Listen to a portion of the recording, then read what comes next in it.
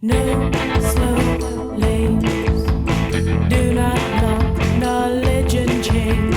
Do not take our rights away. To connect, communicate. No slow lanes. Do not kill our innovation. Do not let money decide our access to information. No slow lanes. Welcome to Zine Your Research, the podcast series, where we're talking about zines in academia. I am Catherine Hicks, an Arts and Humanities librarian at Tulane University. Today I'm talking to Erin Kinchen-Addicks, a library associate at Tulane University Special Collections. Through conversations, we've been exploring a more zine-critical perspective. So I was wondering, Erin, if you could introduce yourself further and tell us more about what that means. Hello. I work in Tulane University Special Collections and our collections management team, which means that I do a lot of the housing, organizing, arranging, describing, and physical maintenance and data maintenance for our particularly university archives collections. So on my side, I've mostly encountered zines in the academic world through the perspective of collections management. Although I am also, familiar with and encounter zines in the wild, like I suppose many of the zines are supposed to be out there. In the last few years, due to the emphasis that I see put on zines in terms of collecting, workshops, instructional use, their prevalence at conferences and sort of professional organization meetings. I've got some questions about why are zines so important, and about their value and use in our academic spaces. Sure. So what is your personal definition of a zine?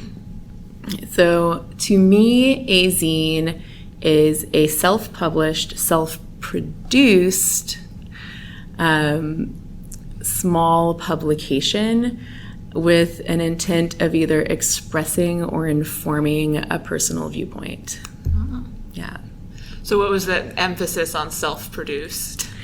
Well, we had talked a little while ago about would something that is something that is sort of self-published in terms of the creation of the contents. If you were to take it to a publishing shop and have them perfect bind, which means for our listeners, and you can correct me from the library side if you'd like, but it means the text block and the cover are glued together out of professional grade like book product. So in terms of the paper and the glue that's used. Mm-hmm. Most paperback books are perfect bound. So if you think about a paperback book, that glued spine is called a perfect binding. Yeah, and so to me, also the thing that comes to mind is also the nature of the production of the booklet. If you're a person who is engaging, I think, into further sort of bookbinding than folding, cutting, and stapling, or maybe like a simple like a very simple sewing, then I think we've moved into like bookmaking, which I think is a legitimate pursuit, but to me takes it out of the zine territory. Mm-hmm. Over the course of this podcast series, we've been talking to a lot of people who are in academia, who collect zines, but also those who make zines. So we have talked a lot about, you and I have talked a lot about the nature of zines in academia specifically. Mm-hmm. And you said up top that we have been perhaps devoting a lot of resources, a disproportionate amount of resources to zines than is maybe natural. It's sort of an artificial, we are perpetuating the zine economy artificially. Oh yeah. Like we've created a artificial zine cycle where we have professionals and academics creating zines that are then collected. And, we use the same resources to house and make zines accessible in an archive that we would with any other archival material. And then at the same time, we also, as academics, are often creating an instructional environment for our students where we're teaching them to produce zines to people who may never, have any reason to have encountered zines otherwise. Like students are not maybe encountering zines like at the coffee shop or at the bar or at shows or, in the sort of rapidly disappearing third spaces that zines have been present in, during their distribution. And so I have some questions about why are we perpetuating this sort of creation and usage of zines outside of the non-academic world. Yeah, I think one of the reasons I wanted to talk to you so much on this podcast series is because I think it's an important and very useful counterpoint to what I think a lot of people who are studying and making zines in an academic setting feel, which is that there should not be any quote-unquote rules. We should sort of throw open the floodgates and everyone should make a zine about everything and anything. But I wonder if that ignores the context of we are in academia. So there's a difference between having a community organization that is making zines for a community and a professor assigning a zine as a term project. Right. To me, one of the questions, aside from, physically what is a zine, sort of metaphysically, is it a zine if someone who is in power over you taught you how to make one and told you had to make one? Or is it a zine if you learned how to make it from a peer outside of a classroom and distributed it of your own, use it to express something of your own desire to express, and then distributed that zine in an environment, that has only has to do with your personal life and day-to-day activities. So I wonder too, then, like I said, metaphysically, what's the zininess of a zine? Right. And we've talked a lot throughout the course of this podcast in many episodes about whether it is possible to maintain the context, the punk historical context of a zine in an academic setting, or are you sort of inherently institutionalizing something that should never be institutional? And I don't know the answer to that question. And that's part of the reason I wanted to explore this question with a lot of different people. So what then do you believe is sort of the counterpoint? Because we've talked a bit about how zines might have, in an earlier conversation, you and I talked about how maybe zines were coming out of a specific cultural moment in 70s, 80s, and 90s. And how maybe we are in a different cultural moment now. We have talked a bit with others on this podcast about audience and how knowing your audience is so important to conveying information. But that also means that we need to be open to the possibility that zines are just not how we connect to an audience. Maybe that's not something that people care about at all. Right. But sort of what is the modern equivalent, the modern public forum, I guess? Right. I think that's another great facet to think about too, which is that zines being born out of both counterculture and the technological moment in which photocopiers become widely accessible to most people, or home printers. And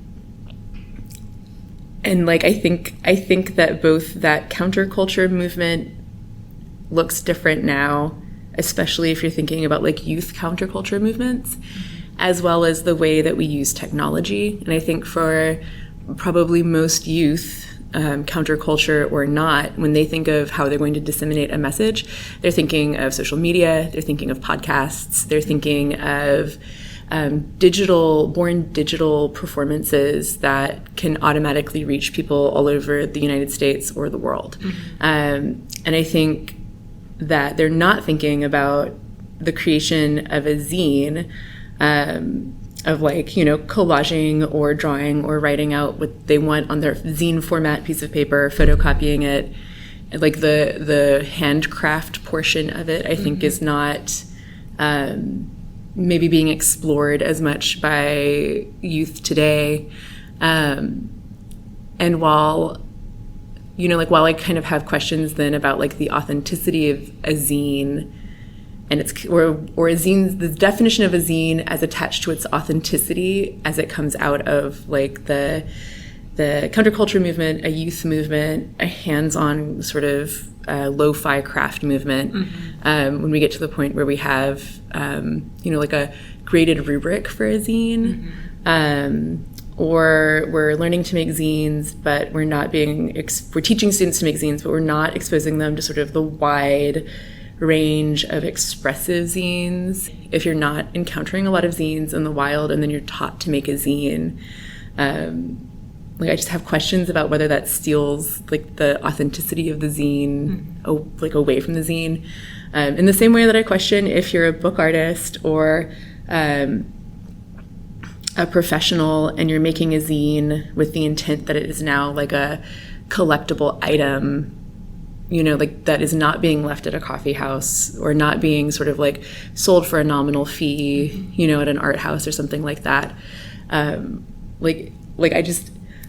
have questions about like the authenticity of zines in that context, and then like the work we're doing to sort of perpetuate this cycle of zines as these sort of like out of authority or out of an institutional tools. And I think this is a fascinating dichotomy when you think about if social media is, for example, the new zine. And students are obviously young people generally, are on social media on their own. They are spontaneously, I think there is also an element of spontaneity with zines that is maybe lost when it's an assignment for a semester-long course. But they are spontaneously sort of doing social media on their own. But they could also, and I have seen in the past examples of students being like assigned to make a social media post. You can do that in a corporate setting, and it's maybe loses some of its authenticity, but it's still a social media post. Right. Whereas something like a pamphlet, when it is made in a specific institutional setting, it's often not a zine, right? People don't call it a zine. Right. If you think about a brochure in a doctor's office, or an informational brochure, or a playbill at a theater, those things have the same format as a zine, but no one would call them a zine. Right. And honestly, I don't think there's anything wrong with a brochure or a pamphlet. And for anyone listening from the archival world, we use frequently pamphlet as a format term, which I would argue includes zines in it, so that pamphlet would be the larger umbrella. But it does sometimes feel like in the academic world, we're trying to cram so many things under the zine umbrella because it sounds cool and hip and edgy, which like, I guess sort of the controversial part of this critique is that I wonder if it is cool or edgy or hip anymore. Or if like maybe, like I think this is also the controversial part, is if we as, Gen X and millennial academic library and academic professor, like roles are taking something that like we think of as cool and hip and edgy from our youth and like trying to keep it going. And I say that knowing that there are what I would consider a lot of like useful and authentic zines out there in New Orleans, I'm sure in cities all over the world. But like I'm kind of like, when I take a step back and kind of look at how, we as instructors introduce and bring zines into the instructional world, part of me wonders if it's kind of like an ego thing or an identity thing, or maybe maybe even in the best light an attempt to connect with younger people because we're using something that we know from our youth. And so like I would then question, where does the value of using zines instructionally come in if the reason we're using zines is sort of for the sake of trying to create something that's cool and hip and edgy, for students who may not be relating at all to that, right? Mm-hmm. So like that's a question that I think of frequently when we look at like zine workshops or instructional sessions with students where we're teaching them to make zines. Right, it may be sort of a disproportional. Yes, I have two thoughts about this. The first thing that springs to mind is we're talking about sort of using zines in an academic setting. And I think we've been primarily talking about the idea of making a zine in a class setting, but there is also this element that you bring up of using zines as primary historical documents. But if perhaps we are devoting a disproportionate amount of resources to preserving zines at the expense of something else, which I think ties into this, maybe into my second idea, which is that I think what makes a zine is their radical nature. I think being radical is kind of part and parcel to a zine. Like that is what makes a zine different from any other. Right. And what radical means can be very different for different people. I think, self-expression can be very radical if you are from a marginalized group who is excluded from the traditional book publishing industry. Mm-hmm. Making a DIY publication of yourself or your work is a very radical act. And I also think in the increasingly digital age where so much of how we communicate is dictated by algorithms that are written by major tech companies, and where our community building is being handed over part and parcel because algorithms they're not open. People don't know what their algorithms are. Making something physically and gathering in person can be radical. But then that brings us back to the question of do those things have to happen organically in order for the radical nature of them to be authentic? Can you assign someone to do something radical? Can you institutionalize a radical nature of zines? I think that it is a good question. To me, I would argue that that's a very difficult thing to do, to assign an authentically radical activity or action when in the institution, in the higher education world right now, I think the drives are for student comfort and safety. Mm-hmm. And for assignments that can be transparently graded. Mm-hmm. And I think that those are sort of like bigger questions for higher education outside of the realm of zines.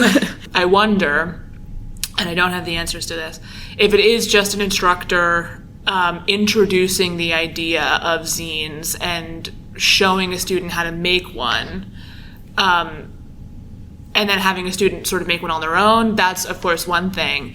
But we have been talking also on this series about radically disseminating scientific research. Mm-hmm. I think one thing that interests me in particular, as someone that works in academia, is the idea of radically distributing academic resources. Mm-hmm. I think higher education institutions can be very extractive. Mm-hmm. And so to bring that back to zines, one thing that I think is an interesting topic of conversation is using the resources of the academy and the expertise that's in the academy to generate worthwhile research. Mm-hmm.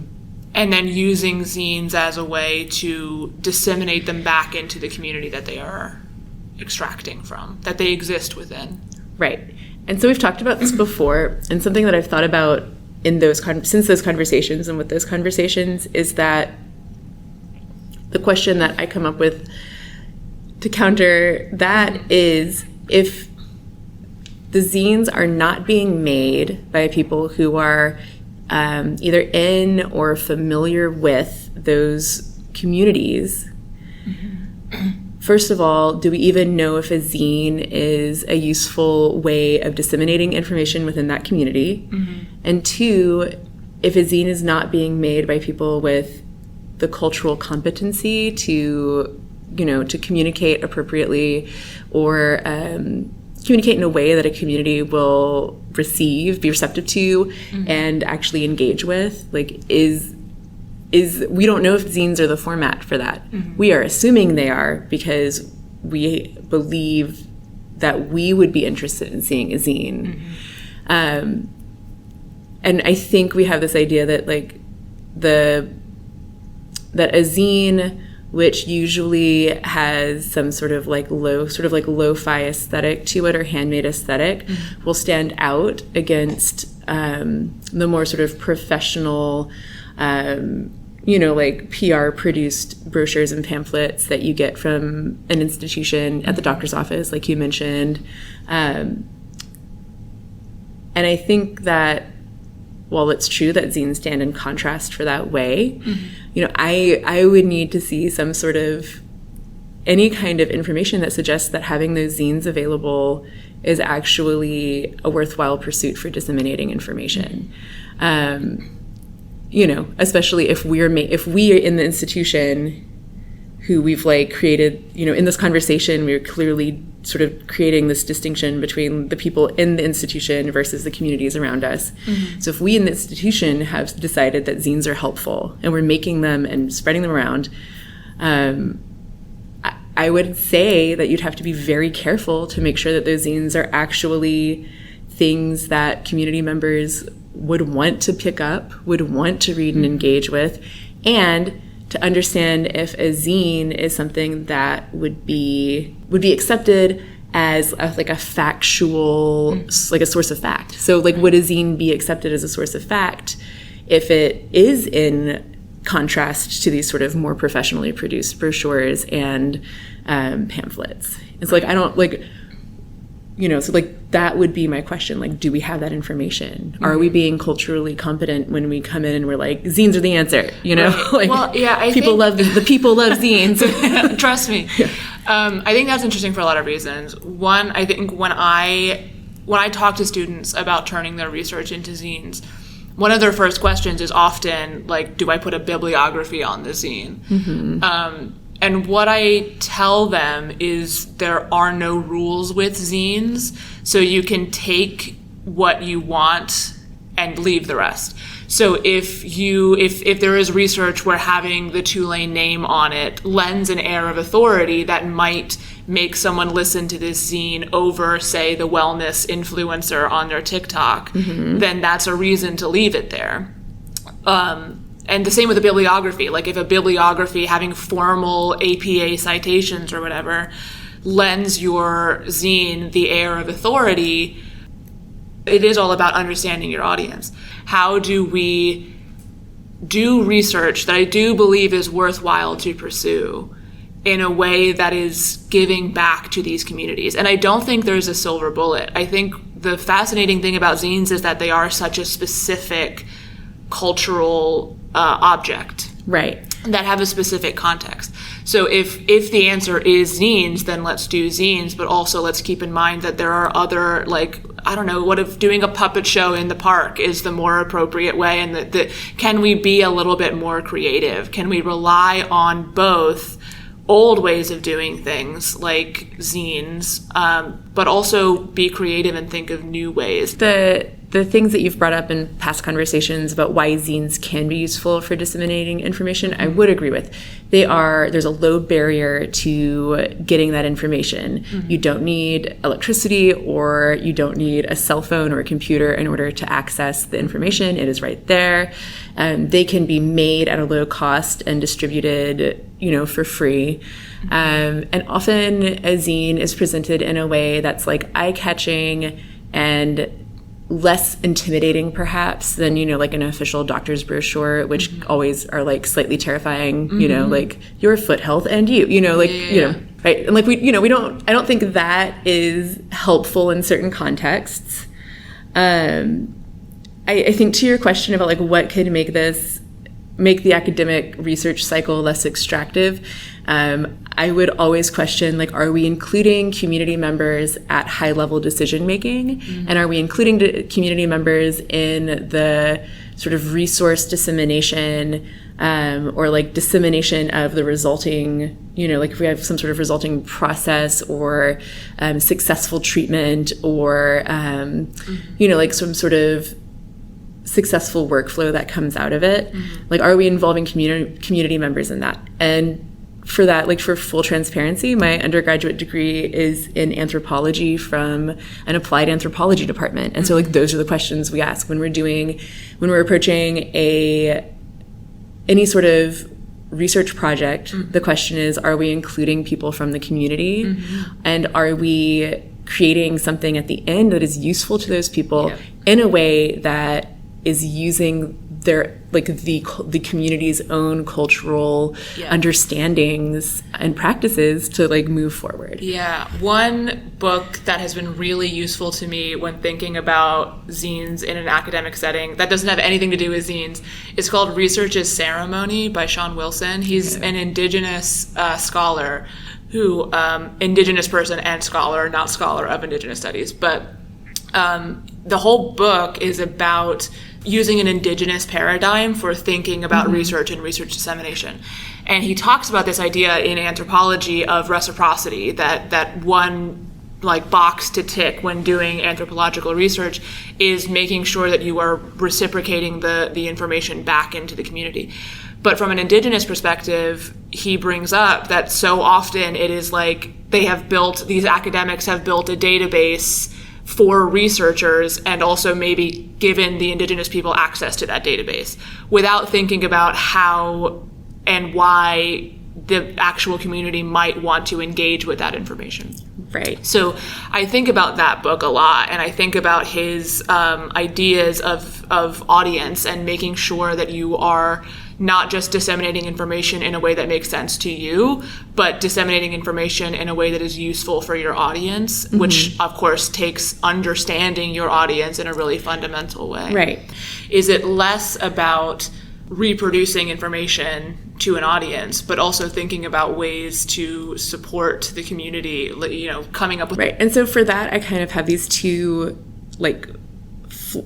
things I would say, which is one is if we're using zines to disseminate academic institutional research information, then I think it's only helpful if we're including community members in that process, because that will inform whether or not a zine is actually a helpful thing. Like if community members are coming in and saying like, no one here would ever pick up a free, like ephemeral piece of paper at a coffee shop or wherever, at a doctor's office.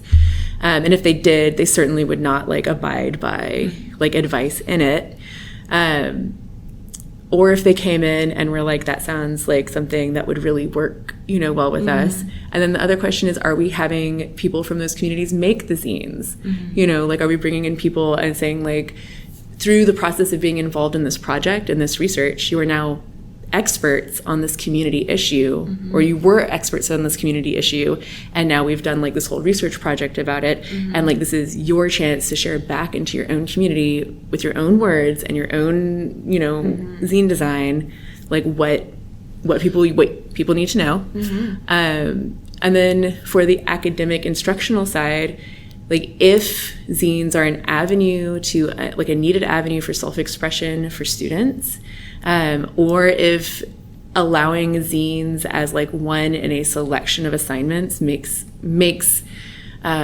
creates more accessibility within a syllabus for students who would maybe find it more difficult to express their knowledge of a subject in like a 10-page paper, then I would see that as like a more legitimate institutional use of a zine, like those two things. Right. I think, and this is maybe the last point that I will make, because I think it kind of encompasses a lot of what we are saying, which is I think often the academy deliberately rejects the idea of like individual humanism, like people's humanity, right? Like there's still professors that teach that it is improper to use I in a paper, that you have to say this author. You have to remove the personal aspect of research in order to make it objective. And what that results in is, one, it's a false, you can't have objective information that is produced by humans, no matter how hard you try. But it also creates this idea it perpetuates this idea of, to me, the academy being extractive, because you are doing information for the sake of, or you're doing research for the sake of research, rather than doing research for the sake of benefiting a community, because how can you do that if you haven't spoken to the community first and understood their needs? So I think when we're talking about doing research and then redistributing that research back into these communities, I think one thing to keep in mind, either through zines or through social media or through any of the other ways that we have talked about it, is that it comes down to being a human. It comes down to someone seeing your face, or someone knowing your name, or someone like understanding and re-injecting the emotional side, the human side of why this research is important, why people should care about this research. It's about connecting with people as people. And that's, I think, the only way to successfully get people to care at all about your research. And the way that we in the academy are going to move beyond this idea that we are ivory tower people that just sit in the middle of communities and extract resources for ourselves without giving anything back. I don't know. No, I don't know if I have like as cogent of a last point. I guess I do think that this plays well, and we haven't named it this yet, but like the town gown divide, I think this conversation plays well into that. But I think it also plays well into our professional capacity versus our sense of identity in the academic professional world, right? And then I think that when at its best intentions, the use of zines in the academic world for both like outreach as well as instruction, I think it is about human connection, because I think the idea, we're trying to find ways to both connect with our students and to get our students to be expressive, as well as to connect with a community in a way that we think may feel more human. And so I guess my takeaway for listeners would be, if you are really invested in zines, I guess in the academic world, I guess my question would be to interrogate why. Like, why do we think they're useful? Why do we think they're a good tool for instructional purpose, or for, like research dissemination purposes, or for community aid purposes? And does that have to do with like our personal biases and desire for zines to be useful, or do we think it actually functions well for the communities of students and the communities like outside of the academy that we serve? That's what I would hope the takeaway is. Yeah. If you could urge people to go do something. Urge people to go do something. I think I would urge instructors to consider why and how they assign zines. And I think I would urge like our colleagues who use zines for like wider community uses to question whether or not they're reaching out to the community throughout their research project, but to develop information dissemination strategies that are appropriate for a community, using community involvement to make something that's actually beneficial with compensation. Well, I think that is a great place to end. Thank you, Erin, and thank you, everyone, for listening. Go pay someone. Go pay an artist for something. Yeah. Slow lanes, do not lock knowledge in chains, do not take our rights away, to connect, communicate. No slow lanes, do not kill our innovation, do not let money decide our access to information. No slow lanes, no slow